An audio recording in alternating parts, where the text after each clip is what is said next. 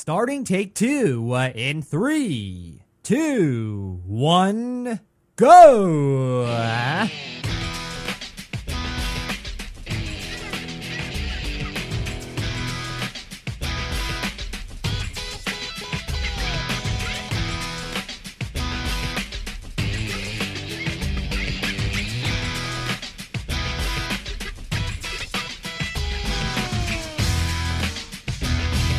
Welcome to the show, yeah, welcome to the show. Hey everybody, how you doing? Welcome to Take Two right here on the Voices on the Net Network. That is right, yet another episode of the show. Yep, Ronnie and I are back for another one, and we're glad to be here. Hey Ronnie. Yes.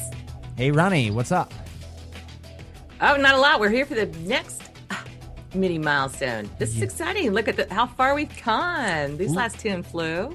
Yeah, I know, right? That's crazy. But we'll get to, of course, Ronnie's announcement, because she does that at the beginning of every episode. She makes the episode official. And yes, we have arrived at yet another mini milestone, so very excited about that. But before getting into all of that, if all of you tuned in right now would be so kind, would you all please visit www.vonthenet.com. That is right, the Voices on the Net Network's website, where you, the great listeners, will be able to find more information about the network. All you need to do is go up to the About link at the top of the website, click it, where you will arrive at a web page providing you everything you need to know pertaining to the network in thorough detail. Now you can also check out podcasts of any of the episodes from any of the shows. And all of these great podcasts are available on demand for and at your very own convenience, right at your fingertips. And you can check all of these features out by going to www.vonthenet.com. All right, Ronnie, you do the honors, because it is this part of the show. You're the one that takes part in this part of the show. Check that envelope of yours. I know we are at yet another mini milestone, so pretty exciting stuff here. I know. It's almost a struggle to open the envelope. Yeah. Nervous. But we are on episode 270. Wow. The 27th mini milestone, episode number 270 of Take Two. Yeah. We've been here for 270 episodes. This is crazy. Oh, my goodness. But it's all exciting because we thank the listeners, and of course, I thank you for doing it for 270 episodes. That's a lot of talking, but great to be here every single time. Yeah, it's great doing a show with you. A lot of fun. When we prepare, we do all this stuff. Yeah. It's all in good fun and all for all of you. But yeah, yet another show, 270, episode number 270, the 27th mini milestone. And Ronnie, did you hear about this? I had looked up this while I was looking at potential topics to bring up during the Open. I had a few. I had a few that were possibilities, but I decided on this one here. A wedding ring, that is.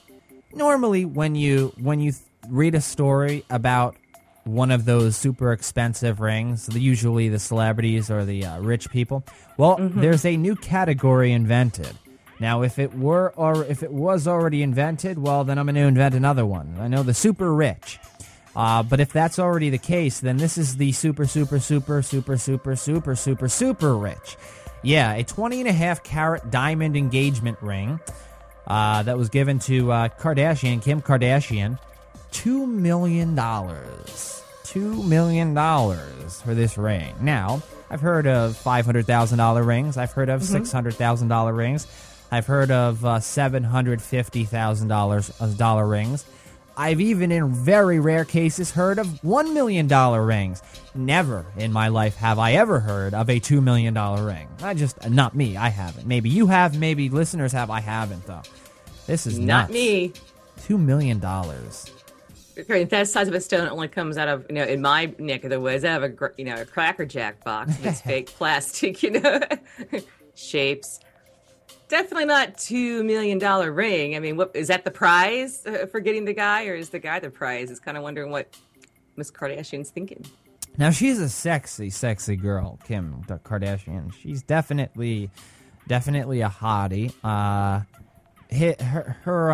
Now they're engaged. Her boyfriend, Chris Humphries, he plays for the Nets.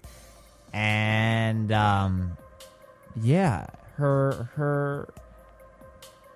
she received a $2 million ring from him. Now, that's... wow. Now, we saw the picture. I did see the picture. You saw it, too. Mm-hmm. And from above, I didn't get a very close look at it. It's a beautiful ring, nonetheless. It is a beautiful ring. You said you weren't as impressed, though. No. You weren't as impressed as I necessarily was. Why? Those things are just... I was thinking back about, the top ring that was selling across the world was Princess Diana's ring. It was something that you had to get your hands on, whether it was a replica or not. It was that style of a ring. And we're talking like $200,000 to $250,000 for that ring and a special cut, special made, and design. That was a princess of royalty. We have one here. I mean, she's definitely not royalty. And we're talking $2 million on a ring. And usually celebrity weddings don't last all that long. Some rarely get past the engagement size. But no, I wasn't impressed by her ring by any means. I mean, I almost like thinking it's almost like get back at her sister, because her sister almost met the 1 million mark on her ring. So is it actually a civil rivalry that we have here? You just hope that she doesn't say, only 20 and a half carats? Yeah. Is that all I'm worth to you? Yeah, I hope she doesn't.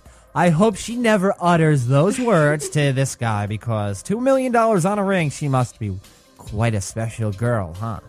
Yeah, something. My mom loves the Kardashians. She's addicted to the Kardashians. She really is.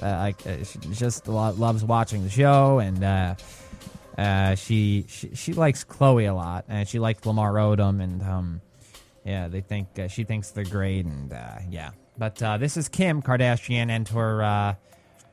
They're now engaged. Would be her her fiance. Mm-hmm. Chris Humphries. Yeah. There's no room on that thing for a wedding ring. What are you going to do with it? Yeah. Like I said, I've heard of $500,000 rings, $600,000 rings, $750,000 rings. But it just, spending $2 million on a ring, even if you have the money, I don't know what the point of that is. I really don't know what. A ring is a ring, I understand. Heck, even if you spend $100,000 on that ring, that's a lot of money for a ring, even if you're rich. But $2 million, and then you find out 5 years down the road you're going to get a divorce. It's like, you spent $2 million on that ring. $2 million you're probably not going to get back ever, so, Now, Chris $2 million is not going to keep a heart. Right. Now, I wish them the best. Absolutely, I do. I wish them lifelong happiness. But do you really want? I guess it would this be kind of insensitive for me to say?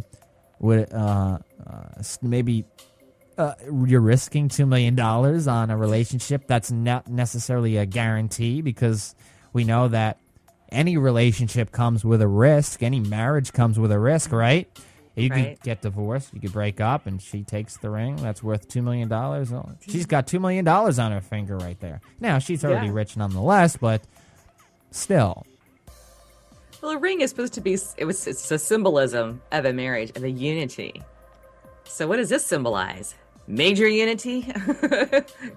That's what the ring is supposed to symbolize. I don't understand what the big deal is about paying that much, especially on an engagement ring. I mean, are you buying the person? Are you trying to impress? If that's an impression, boy, just wait, because you know what? You start out that high, you have to keep going higher and higher, and it's going to become more difficult to impress somebody.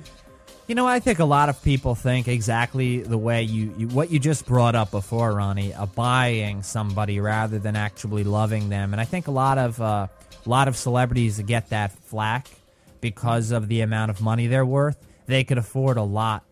They could afford more than what we both could afford times 25, or even more than that. So they can spend the amount of money they spend on their wives or their girlfriends or their boyfriends or their friends or their family members. They could afford these astronomically high-priced items, and you're wondering, so you found out some celebrity just bought their wife a $250,000 car. Clearly, he must be cheating on her because he wants to shut her up and keep her happy, or he's hiding something of some sort. They catch a lot of flack because they spend this much money on items for people that they're either associated with or they quote unquote love, or you know what I mean. It's because they're celebrities. They're at a totally different level than the average human being in society. The average American, say, or average person in general. But well, I'm always with the old saying as well. Everyone puts their pants on the same exact way. They are no different, right? So it's just kind of, I don't know. The Ring also makes you wonder how much their show, which is on network. I wonder how much they put into the Ring. Right. How much of this was actually utilized as a form of advertisement for them, a promotion for them? Because this is going to bring a lot of money to them. Oh, yeah. To prepare for the wedding and go through all the strategies and the pitfalls before the wedding even occurs. Right. No, absolutely.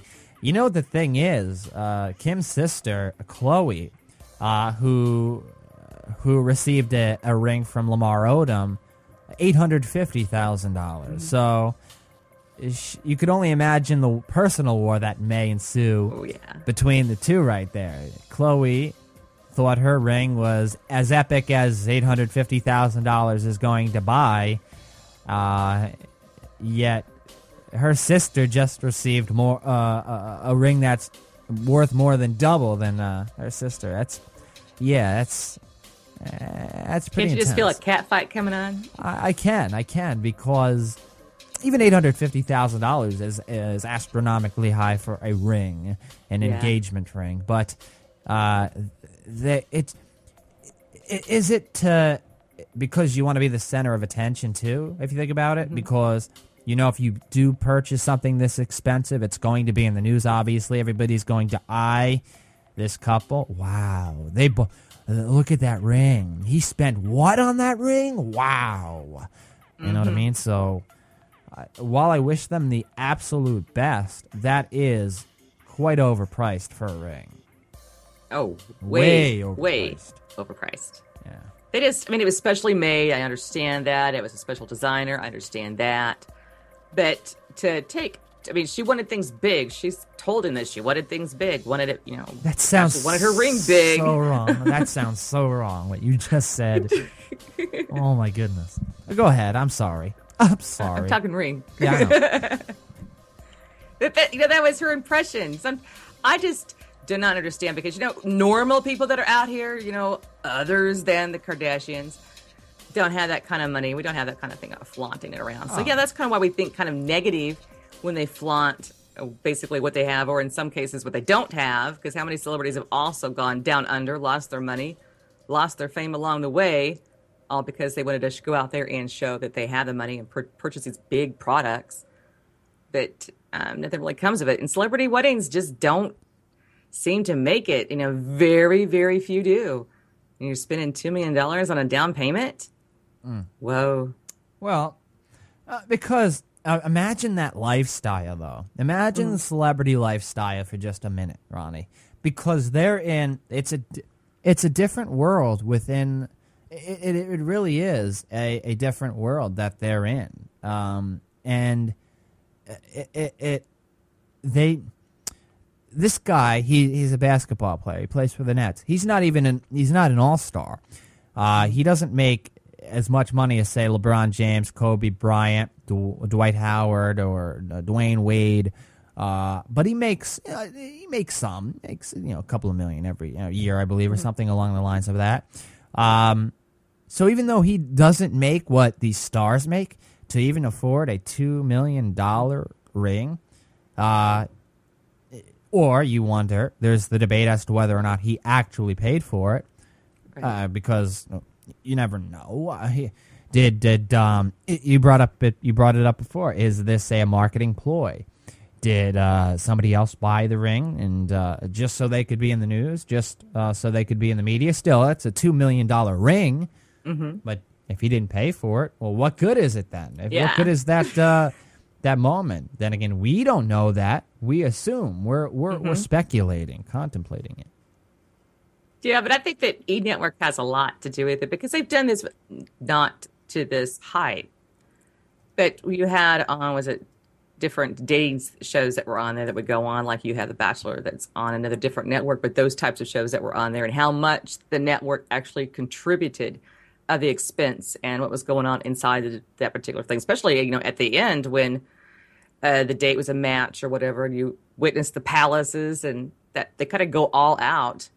I don't think that's going to be any different with this. So I think that they made it, the network made a great investment if they did that. Did they get them a sweet deal? Did they pay part of it? That's going to, I want to, inquiring minds want to know. I guess we'll find out soon enough, but it's still a good PR thing if you want to think about it. But now the big problem is whose wedding are we going to be watching, Chloe's or hers? Yeah, it is going to be interesting to see what ensues from this, whether or not this couple we'll see what happens in the near future. And I say near future because you never know what's going to happen. I mean, Kris Humphries and Kim Kardashian, they're on the front page of the People magazine, and clearly they look very happy together. But then again, many of the celebrity couples out there have looked very happy together, and then a few months down the road, boom, they're gone. They're separated. So again, you wish them the best, but Kim Kardashian, she's a very gorgeous woman, and she's in the spotlight, and a lot of people, even though they may the spouse may be pretty high profile celebrity themselves, they maybe can't take all of the publicity that their wife or vice versa is receiving. If you think about it, really. Yeah, because when you're thrown into that limelight, right, your life completely turns around. If you look at Carrie Underwood, her marriage, Arnold Schwarzenegger, maybe they came out and they were like happy-go-lucky, and the next thing you know, the next day they all of a sudden they were separated. Right. So it just kind of happens, different. The same circumstances that happens in our lives happens in theirs, but theirs is on a higher degree because the media is out there waiting for that story, waiting for that entertainment product. Yeah. No, absolutely. I just wanted to bring that up. I know it's astronomically high, 20.5-carat diamond engagement ring from Kris Humphries, a basketball player, as he gave it to Kim Kardashian, $2 million. It's I was shocked by it too, as was Ronnie, and you probably are quite shocked as well. That anybody that spends $2 million on a ring, well, that's a little high. Come on now. Yeah, how are you going to wear this? I mean, are you going to be able to wear this in public without any sort of guard? That's $2 million on your ring. That too. That you're walking around with. Well, she's usually always protected by, the Kardashians, they're big. They're big in the media. Media hounds them, and they usually have security bodyguards around them. But yeah, she's going to have to protect this ring with her life because of how much it is worth. So, $2 million. That's astronomically high. But I thought we'd go into that. We do have to move into your associations, folks. That is right, on this 270th episode of Take Two, the 27th mini milestone episode. 27. That's crazy. 270 episodes. My lucky later. Number. Yeah, your lucky number. It's also one of my favorite numbers too. Of course, my birthday is July 27th, so a number that my birthday is on the 27th. There you go. So it has something to do with both of us here.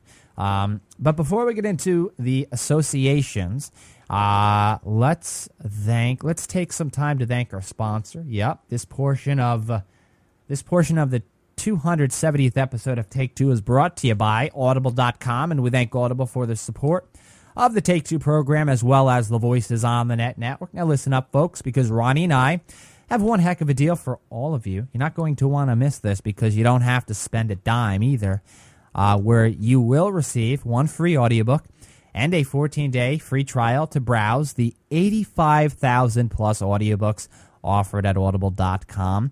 Always adding new books, new audiobooks at Audible all the time, every day. So a brilliant service. The auditory experience, in my opinion, is one anybody should try. Check, at least preview for yourself. Check for yourself. And an offer like this allows you to do that without risking any of your money here.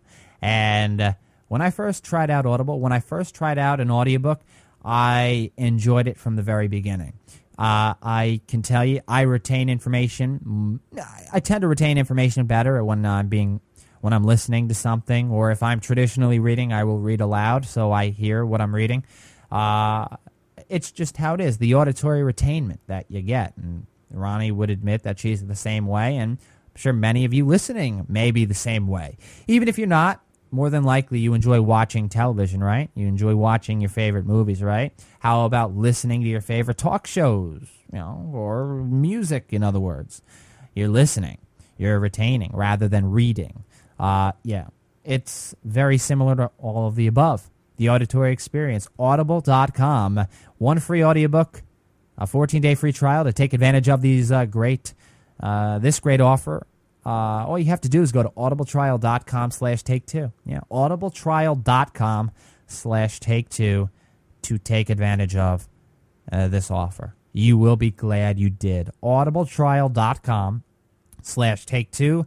As always, we thank Audible for their generous support of the Take Two program, as well as the Voices on the Net Network. Once again, the link is audibletrial.com/take2. All right, so Ronnie, it is association time, fun part of the show here. What do you got for us? You want to start us off with one? How about this one? Everyone should know this one. Is that any presidential candidate that happens to be, every 4 years, November 2nd is going to be coming upon us soon for another president choice. Yeah. The candidate that wins the president's office has to have 270 electoral votes to gain office. That is very true. I bet you are waiting for this 270th episode just to bring that one up there. Huh. Yeah, that is very true, though. 270 electoral votes for those of you in the political field.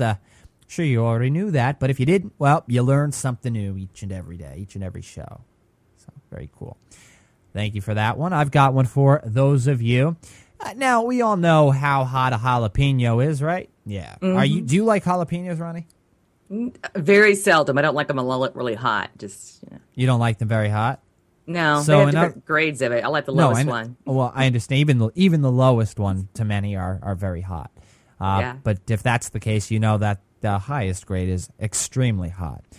So clearly, we're talking about hot food items here, spicy food items, ones that are going to burn your throat, burn your mouth. Well, if that's the case, and you think the lowest grade jalapeno is, hot, you will definitely not be able to handle this here. This is a chili pepper, and, it's called the Naga Viper. Now, Ronnie's probably saying, ooh, well, that's what it's called. It must be very hot, right, JJ? Mm-hmm. Well, it is very hot. On the heat measuring Scoville scale, it is, a 1,359,000. That's what it is rated. And it is 270 times hotter than a jalapeno. Yes, that is how hot this chili pepper is. Yep. It's like an ulcer, colon cancer, all that went into one. That's pretty hot. As a matter of fact, the Guinness Book of World Records, the world's leading authority on important things and so forth, has certified the Naga Viper as hotter than the previous record holder, which had the last record holder's name was Boot Jalokia, or Ghost Pepper. What do you like better, the Naga Viper or the Ghost Pepper? What sounds cooler, the Naga Viper or the Ghost Pepper? They're both pretty cool names, but Fowler, who's a full-time chili farmer Gerald Fowler, who grew this chili pepper, the one that's 270 times hotter than the jalapeno, called his company's called it's called the Chili Pepper Company. Obviously, it would be called that, I guess, right? Stated, quote, "It's painful to eat. It's hot enough to strip paint. It numbs your tongue. It burns all the way down. It could last an hour, and you don't want to talk to anyone or do anything." Well, gee, I wonder why. Well, but it's a marvelous endorphin rush. It makes you feel great. The Naga Viper, the 270 times hotter than jalapenos. Naga viper, that is. So. What did he mix it with then at this point? You have the regular jalapeno pepper. How do you get a hotter one and a hotter one on top of that? What are they adding to it? Yeah, Wow. I have no idea. Pain, but it's supposed to make you feel good. Yep. That's a lot of milk. That's a lot of hotness right there. So yeah, do you have? Let's get into the funny laws here before getting into your stamp of reparation. We always look forward to what your funny laws are going to be for each episode. So why don't you go into that for us? Well, this one has to do with the episode Big Time in two different ways, and this happens to be Montana. The first part of the law is a state law, which is 45-5-270. Okay. It's illegal to have a sheep in the cab of your truck without a chaperone. I guess they've had some issues. I take it. Have a sheep in the cab of your Jeep. What'd you say? Yeah, in the cab of your truck. Cab of your truck without a chaperone. Well, usually there's somebody driving the car, so wouldn't that count as a chaperone usually? Apparently you have to have a chaperone with the other person that's driving the car. With the driver, gotcha. Yeah, and this is where? This is in Montana. That's Montana? State law. Now, they have a city ordinance that's just as weird. That this town is called Jet, Montana, and as of the 2010 census count, their population in there is exactly 270. That's it. 270. Which is probably the reason why this law was invented and probably why they have so little population. But the city ordinance states this: it is illegal for a married woman to go fishing alone on Sundays, and strictly forbidden for any unmarried woman to fish alone at all. Where do these laws come from? Who makes up these laws? Seriously. It's like they're fun to listen to. They're entertaining and intriguing to listen to. But seriously, who makes up these laws? Wow. Yeah, what's the problem with fishing? Maybe if she hooked up with a sheep, they'd be chaperoned. Yeah. Well, thank you for your funny laws. Once again, always look forward to what they're going to be. Now it is time to get into Ronnie's stamp of reparation. That is right. We look forward to what Ronnie has to say. So, Ronnie, take it away. You've got the mic. Oh, this is coming from a story from theblaze.com. This is pertaining to New York City public school system. We've got an issue, and of course, I have something to say about this one. Anita Francie, who happens to be a special education teacher who is also herself disabled, is accused, number one, the school is accusing her of grabbing a child.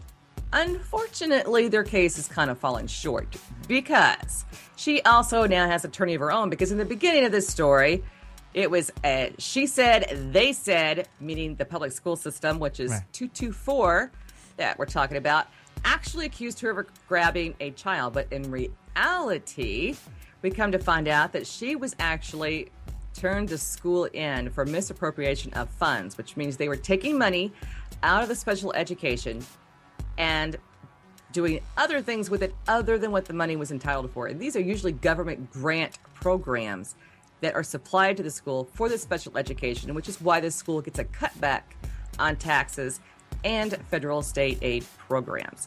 Unfortunately, she discovered this and turned it in. She now has an attorney, Gloria Albright.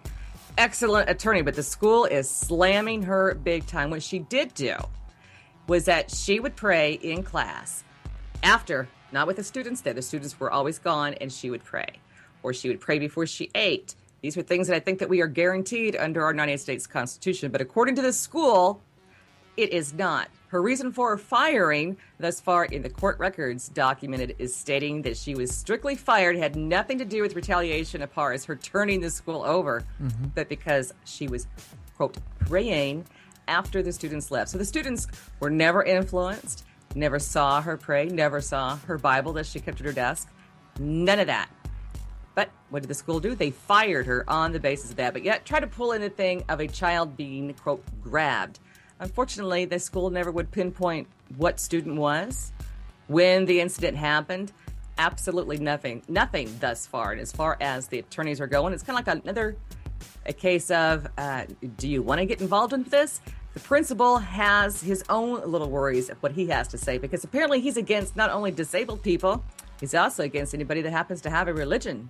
In most schools, 2 stories more, they offer a key to those that are disabled, to teachers that are disabled, or that transport disabled students to and from where they got to go between floors.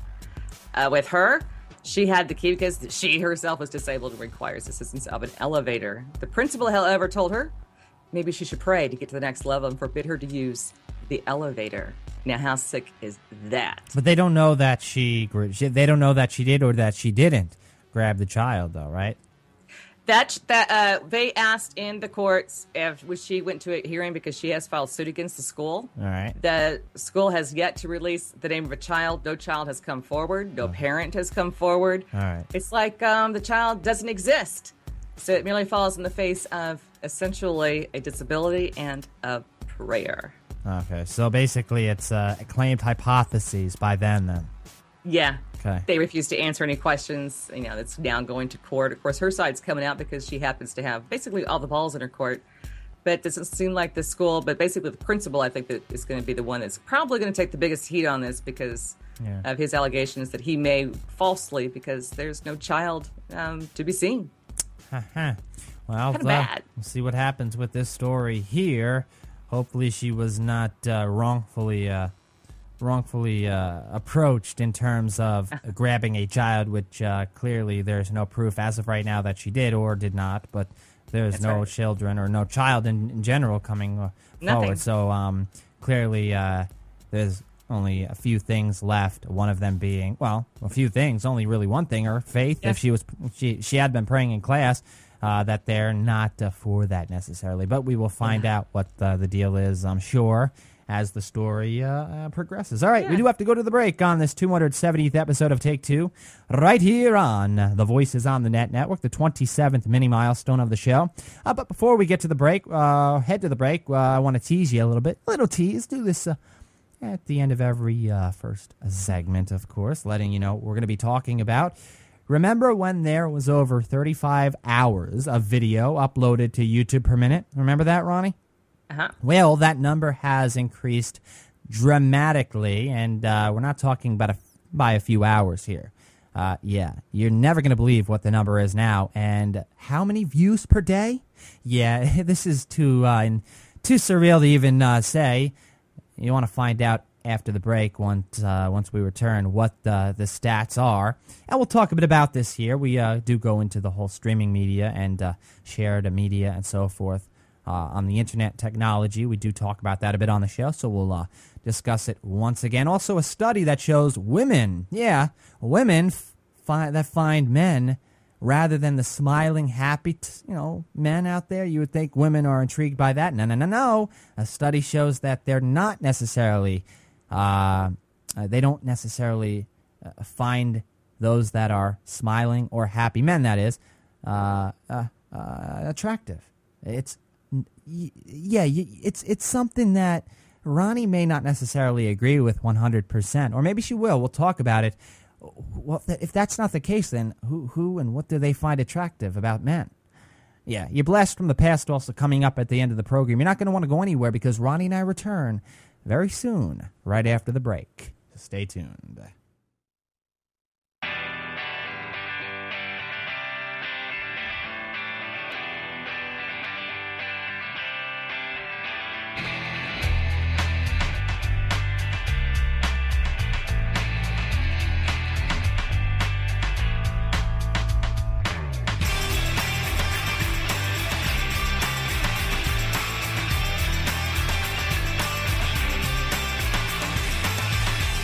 And we're back. That is right. Ronnie and I have returned for this 270th episode of Take Two, the 27th mini milestone show. Thank you all for tuning in. Hope you're enjoying the program. We've got a great second segment for you that includes, well, an interesting study and, well, some tech news that has to do with YouTube. And you're not going to want to miss neither of them, including the blast from the past. Right, Ronnie? That's right. But before we get into all of that, if all of you tuned in right now would be so kind as the great listeners to this network, please visit www.vonthenet.com. That is right, the Voices on the Net Network's website, where you, the listeners, will be able to find more information pertaining to the Voices on the Net Network. All you need to do is go up to the top of the website where you will see the About link. You click it, and you will arrive at a web page that will provide you everything you need to know regarding the network in thorough detail. Now you can also check out, and probably the greatest features on the website, if I say so myself, Ronnie, too, the podcasts. Yep, the podcasts of any of the episodes from any of the shows. And, all of these features are available for your convenience at the following link, www.theonthenet.com. Well, welcome back, Ronnie. Welcome back for break. Thank you. You too. Right back where we belong. Had some carrots, some nice carrots. I like eating carrots. They're tasty, even though they're not that tasty. They're just tasty, but not that tasty. Yeah, that makes any sense. Yeah, they've got the crunch. Yeah, exactly. I love the crunchiness, and needed a little bit of a snack just to prepare me for, of course, the second segment. We've got a great one for everybody tuned in. We'll start with this right here. Teased you before we went to the break, folks, but we'll go into this here regarding YouTube, and it has to do with the amount of hours of video uploaded to the site every minute. Every minute. You thought it was around 35 hours, right, Ronnie? Originally, we had found out. Yeah, that was the last time we found out the amount of hours of footage uploaded to the site per hour, per minute. Not per hour, per minute, folks. Well, that number has increased quite a bit, and not by a few hours either. We're talking 13 hours, folks. 13-hour increase at 48 hours per minute. 48 hours of video uploaded to YouTube every minute. Ronnie, you wonder how a site or a service could handle this much data. It's no pretty kidding. nuts. Because one video is what is the little time limit on there? 10 minutes? Well, no, 15 minutes, and 15 now? they've lifted it. They've lifted that limit from a lot of accounts. They have. So really, they're pushing their own service. Clearly, they wouldn't do it unless they knew their infrastructure could handle it. Couldn't handle it. It could, clearly, because the site runs nearly flawlessly. I mean, come on now. You go to the site, you search for a video, it's quick. They could handle it because, well, they're YouTube, and they've developed a video sharing website that is so above the rest that they're really the standard right there. I mean, you hear video sharing websites that go up against YouTube, they don't have a shot. YouTube has been portrayed in the media, in movies. It's everywhere, and they know just how powerful they are. And along with the 48 hours of video uploaded to YouTube every minute, get this, that just recent, I guess they updated the stats, or there was research conducted as to how much video is uploaded per hour versus the amount of views per day. Yeah. We're not talking about millions, we're talking about billions, and we're not talking about 1 or 2 billion, we're talking about 3 billion. 3 billion views per day. That's what YouTube brings in. 3 billion. If I could take just a small, teeny tiny chunk of that, maybe 0.0001% of that. Yeah, I would take 0.001% of half of that. How's that? That's how much traffic floods to YouTube on a daily basis. Yeah, because you can just type on any topic that you want. Any topic, even if you're going back in time, maybe you missed an episode on a show, whatever. Well, yeah. It's on YouTube. That's the thing. It's grown into a site that, a video sharing website that literally provides any content you want out there. Chances are you search for something, it's going to be on YouTube. Chances are, whether it's a tutorial on how to do something, really, it's everything embedded into one video style. It's a college education, a high school education, graduate school education, everything education-wise, all conducted into one service, video style. It's everything. People explain rather than typing it out on a web page. They speak. They instruct you via video. And that's the greatness of YouTube right there. And also another great part about YouTube, Ronnie, is that you receive video from all around the world. People can show you different parts of the world. You could literally visit different parts of the world from one source, YouTube. And I'll look at the events that has occurred since 2007 when the original number was lower compared to now. We've had the tsunami. Who was I mean, the media had to get it from YouTube to get the first videos that were coming out from the tsunamis that have recently hit, the one on Christmas Day, and of course the most recent one, the earthquakes. People have become their own reporters. They report from their own little, nook of the woods. Basically, they're out there, such as the earthquakes we saw in Japan. People that were out there, cell phones out, they recorded it. What they do, they put it on YouTube. So that's become almost to the point that we are actually the news providers now. Right. When I saw these numbers here, when I saw the 48 hours of video content per minute, and then YouTube moving past the 3 billion views a day mark, you got to understand here, there are people visiting the website I'm talking about by the boatload, every second, split second. People are, and it's so much more because it's the content providers that give YouTube these crazy numbers. If it weren't for the content providers, where would YouTube be? They wouldn't be anywhere. If it weren't for us, they wouldn't be anywhere. It's the content providers that do what they do for YouTube. Same as any streaming website. These streaming video providers, whether it's stickm.com, whether it's justin.tv, whether it's Ustream, if it weren't for the content providers, those that are streaming the content, the entertainment, they wouldn't be anything. They live off of those that use the sites, the services, and stream or post videos. That's how they get by.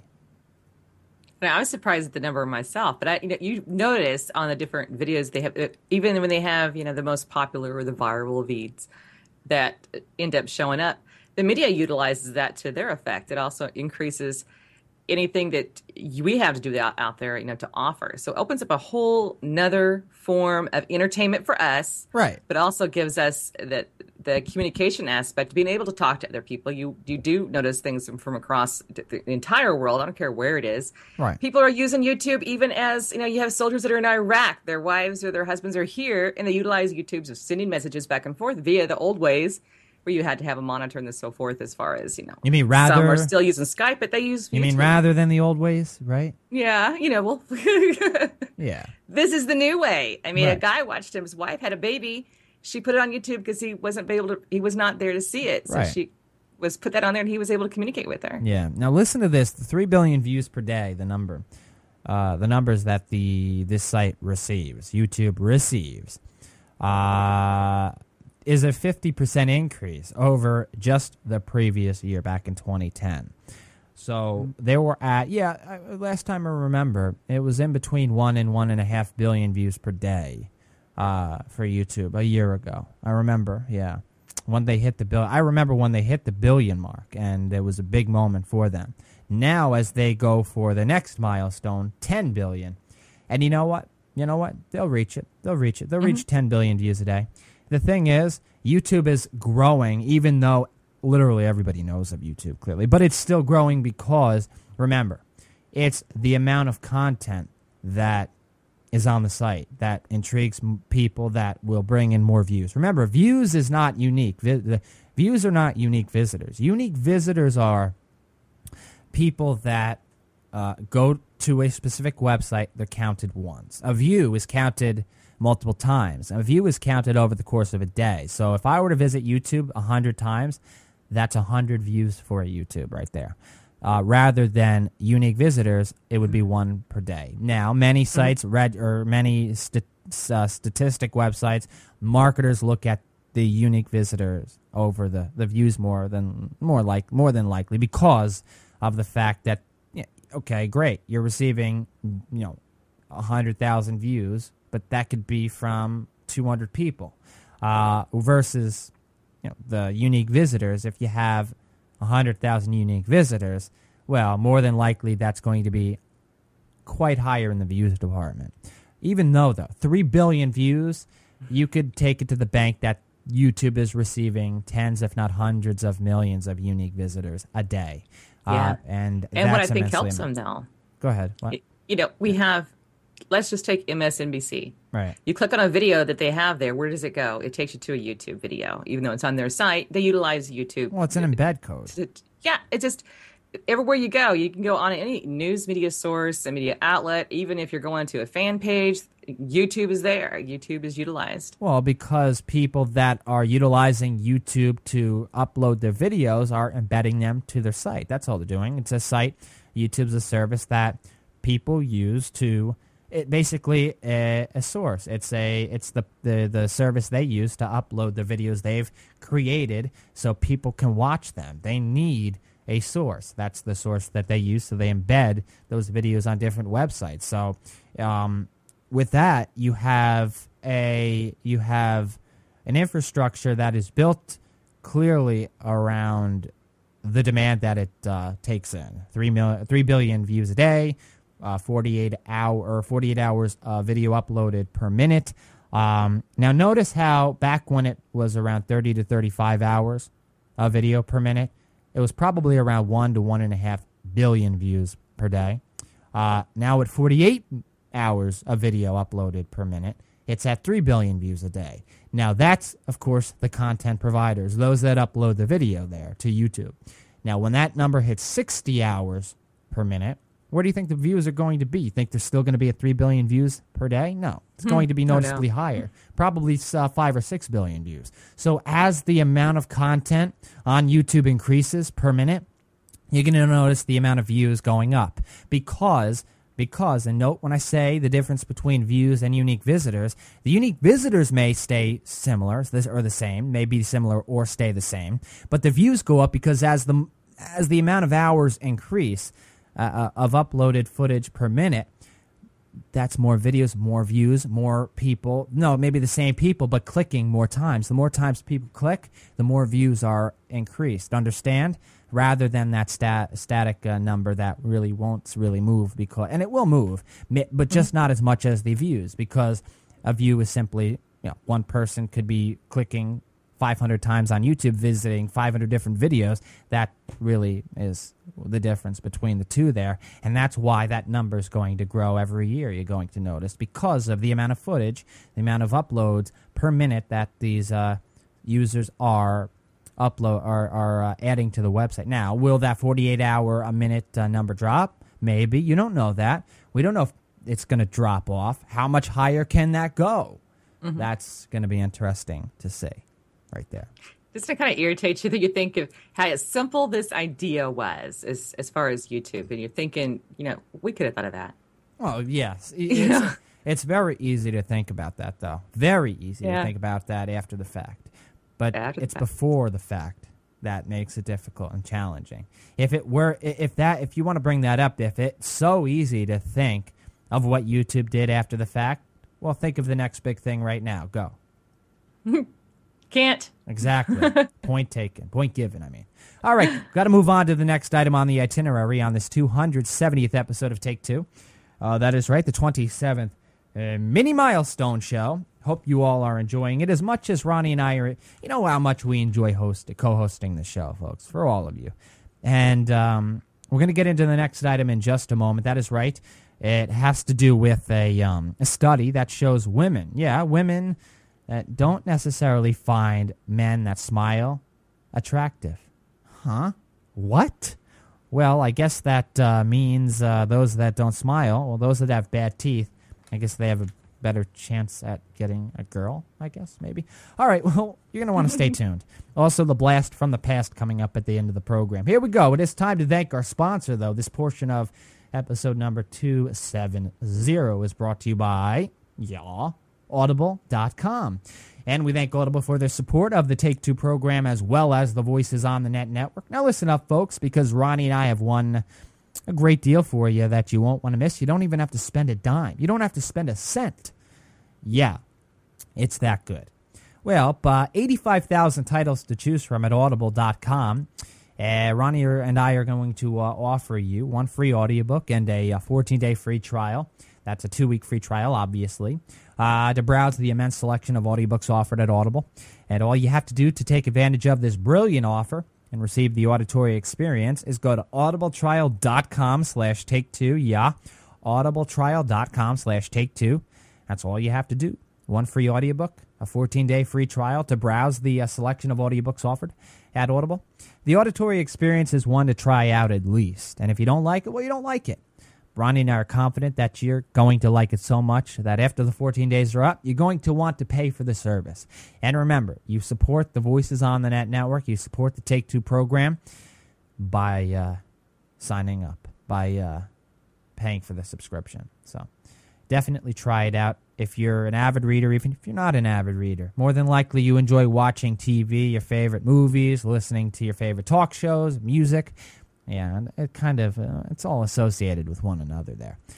Close your eyes when you're listening to these great voiceover artists as they voice the books, these audiobooks. It's like you're watching a movie or a television show. It's that good. They're not monotonous, as you may assume. They add so much drama, comedic value to these audiobooks. Try it out. What do you have to lose? No money spent, no money risked. audibletrial.com/take2 to take advantage. One free audiobook, a 14-day free trial. You'll be glad you did. As always, we thank Audible for the support of the Take Two program as well as the Voices on the Net network. Right, Ronnie? That's right. That is right. All right, so it is time to get into a study here. And Ronnie, I know you probably have quite a bit to say about this one because you may think the exact opposite. I don't know. Well, we'll find out. A study that actually shows women finding men that are proud and powerful or moody and ashamed more attractive than men that smile and are happy. Yeah, it's kind of confusing, as a matter of fact, because you would think it would be the exact opposite, that women would find men that have a beautiful smile, that are happy, attractive. Why do you think women find men that don't necessarily smile but are more powerful or proud, maybe cocky even, more attractive than those that smile or are happy? Well, some women out there, I can't speak for everybody, that they like that bad boy image, it's attractive image that they say, he's the leader type image that one will take control. The alpha male, I mean. Yeah. So that's what I'm kind of getting from this. And, I do come across some females that do. That's why you have some that go out there, you have the abusers. They always pick the same guy over and over again, may have a different face, but it's the same characteristic, same style underneath of the face that he presents. But what I even found even more interesting is that the guys took it differently on the females. So that the guys like girls that are happy and so forth, and the women don't like the guys with the smile. Well, that's an odd relationship, isn't it? Isn't that how you meet someone first? Is that you have to be attracted to them, or they kind of signal you that they're interested in you, whatever, you're smiling. That's for friendships. Right. But I guess to go any further than that, you have to really present that bad boy image. Mm-hmm. Oh, Ronnie. It's some women may find a happy man or a smiling man alluring because that smile really lights up the room wherever they're in. But researchers did say that in this study, at least regarding this study, that women find happy men significantly less sexually attractive. Yeah, add the sexually to that. Sexually attractive, less sexually attractive than those who swagger or brood. Yeah, they are least attracted to smiling men, instead preferring those who look proud and powerful or, moody and ashamed, according to the study. Now, adding to this in contrast, men are most sexually attracted to women who look happy and least attracted to those who appear proud and confident. Now, this is actually, this makes more sense, that men would be attracted to women that are happy, that have a nice smile, that are, attractive, really, rather than women that maybe not necessarily. And this is where I want to add to the fact that I want a woman. I want a female that is obviously proud. I do. I want a female that's confident, not overconfident, because that's not necessarily sexy. But if you have the whole package, now they all obviously in this study only focused on certain attributes. I don't know how many other attributes that were were included in the study, but we know that when it comes to women looking at men, they're focusing on those that are proud, confident, those that are powerful, those that are moody, ashamed. Whereas with men, focusing on women that are happy and so forth. They didn't even include smiling. They only included happy. But clearly, if you're happy, you're smiling, right? Right. But people are attracted to different parts of the characteristics of the human being, especially with the opposite sex. So people are attracted to eyes. Some are attracted to perfect teeth. Yeah. Or the hair. There's always that one piece of draw-in feature that we have when we meet the opposite sex, or that we have some kind of interest in them, that draws us to us. But are we going to sit there and state, well, the guy with the scroll on his face, that's the guy I'm going to go after? That's almost an eerie thought, to think that you would go after someone who was not happy at all. You're supposed to be happy because that's supposed to attract the guy. It's almost like the two are not going to meet if that's going to be the case. The guy likes the girl that smiles, but the smiling girl doesn't like the guy who does. Right. And overall, the researchers said in this study that men rank women more attractive than women rank men, which actually is quite surprising. It is, because I think of, when I hear that, I think of men going on hotornot.com or one of the many websites where you could rate women, and spending hours upon hours rating women. You wouldn't think a girl would do that. They would go out shopping or something like that, or hang out with their friends. Men would probably, bum around and do that. And I'm a guy saying that. So clearly that's a bit surprising, because I think of that. Now, there are other aspects to it, but I think specifically, about that specifically. And clearly, again, it's only a certain amount of people. There were, I believe, 1,000 participants involved with the study. Adult participants, that is. So who knows if the adults versus, say, teens, or young adults versus elderly. Who knows? The differences between the age groups have anything to do with it. That more people may have more time on their hands than others. Teens clearly probably have more time on their hands than adults. This was only 1,000 adult participants here. And they noted that it's sexual attractiveness here. Sexual attractiveness, Ronnie. Yeah, which goes to that bad boy syndrome, because women like a bad boy. Not that they're mean. You don't want a mean guy. But do you? The bad boy syndrome just kind of, it's almost like I don't know. It's almost a natural instinct, I guess, for a female. Do you? Yeah. You like the bad boy, you do? Yeah, to a degree. Not completely mean to me, no. I mean, just kind of like that, he's going to take charge. So you want an alpha male. That's what you want. Yeah. Yeah.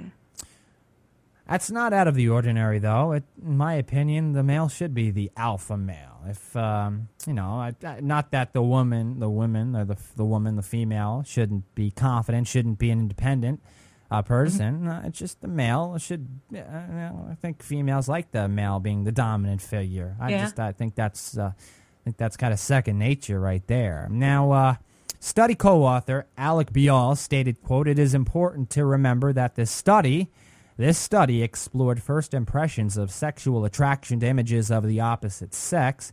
We were not asking participants if they thought these targets would make a good boyfriend or wife. We wanted their gut reactions on carnal sexual attraction." Wow. He said previous studies have found positive emotional traits and a nice personality to be highly desirable in a relationship, in relationship partners.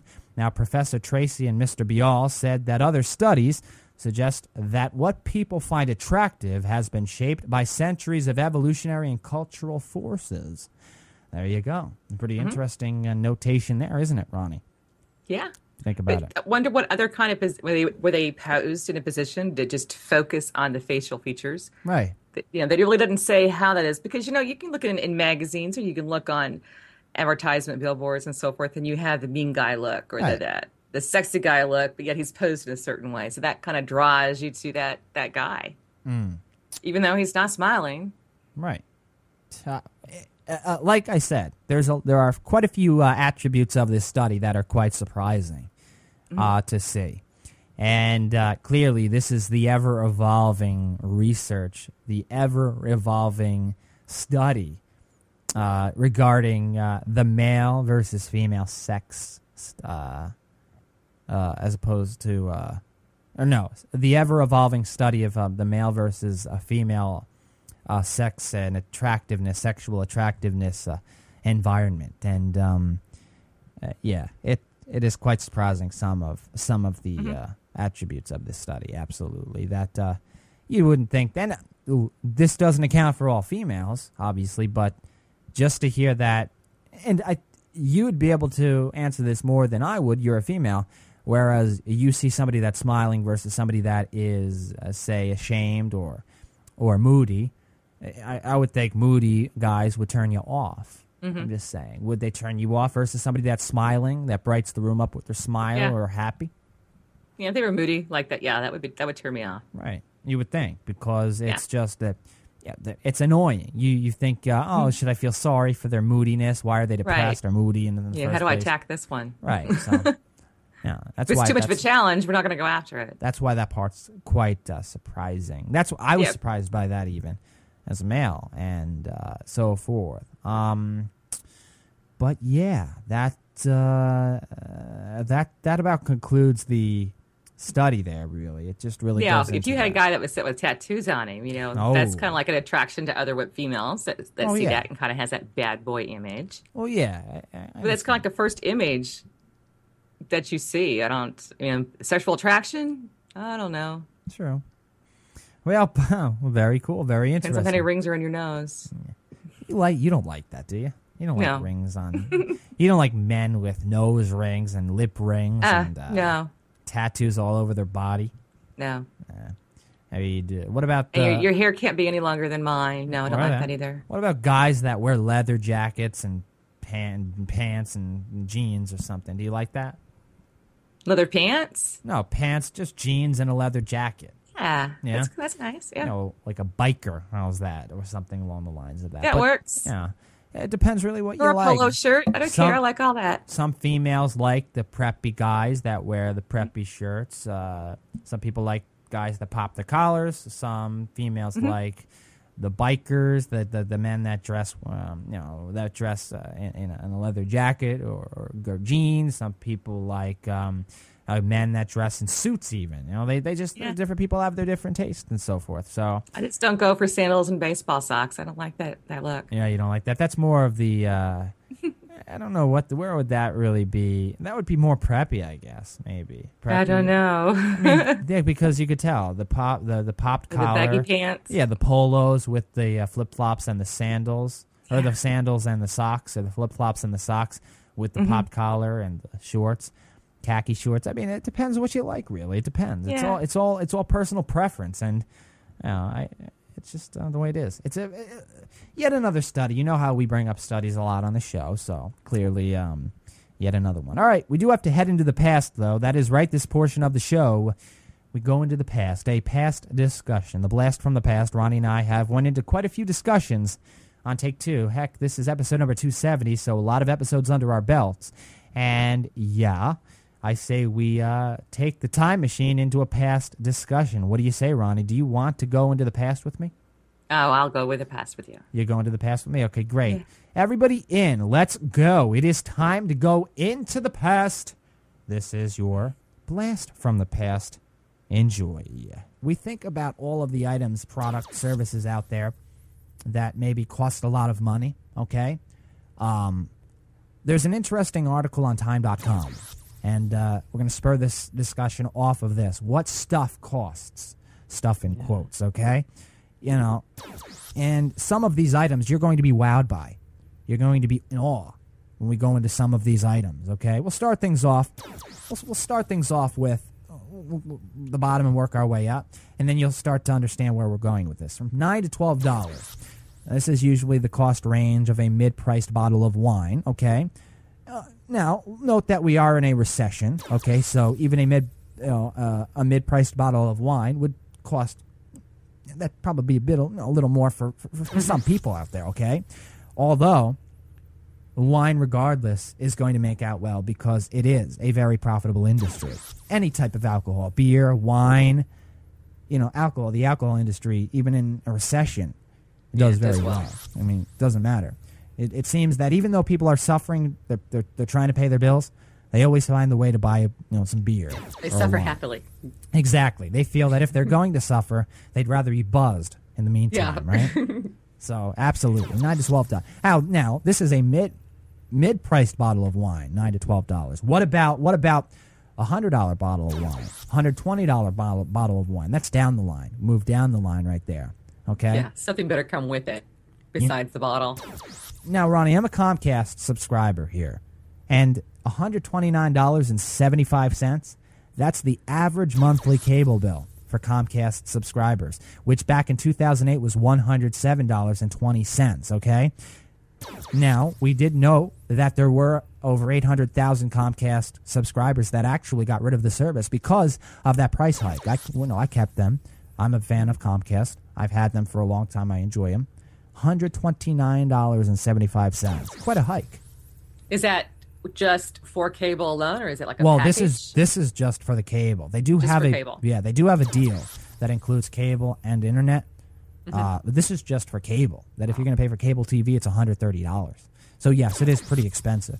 And I go back to say 1998, where cable was like $39.99 a month, $29.99 a month, and it's amazing how much more it is now than it was back in 1999, 1998, because of the amount of content out there. Digital cable. It's a lot different than that old, cable box. Rabbit ears. Remember that? Go even further back, but yeah, rabbit ears was that was before cable. Cable came along where channel would go up to 99, and you'd still have half of the channels there was no service on any of half of the channels, but you would still have more channels than a regular rabbit-eared television set. Right. So you would pay $29.99. Looking at the HBOs, you have Stars, you have the sports packages, all of that on there, on demand now. You would pay extra for that. You still do. Digital cable, you have hundreds and hundreds of channels, right? But you still have to pay for the extra service. This does not include the extra services. Oh, $129.75. That's a basic cable package. basic. Yeah. So you have to pay, $15 extra for Showtime or HBO or whatever it is. And then if you want to buy on-demand movies, you got to spend $5 for this movie, $4 for that movie, et cetera, et cetera. So that depends if you want to do that or not. It's up to you. Yeah. But it is expensive. It is. That's why a lot of people are getting rid of it. Yeah, insanely expensive items. Remember that one? And could probably add the $2 million ring to that list. Yeah. Right? Yeah. That's right. I would add that definitely to that list. Well, yeah, true. So yeah, Ronnie, we do have to go. Oh. Yes, time to go. Then again, you would think you would already know that 270 episodes later, right? Yeah, Ronnie's like, well, it comes up so quick. What the heck? It does.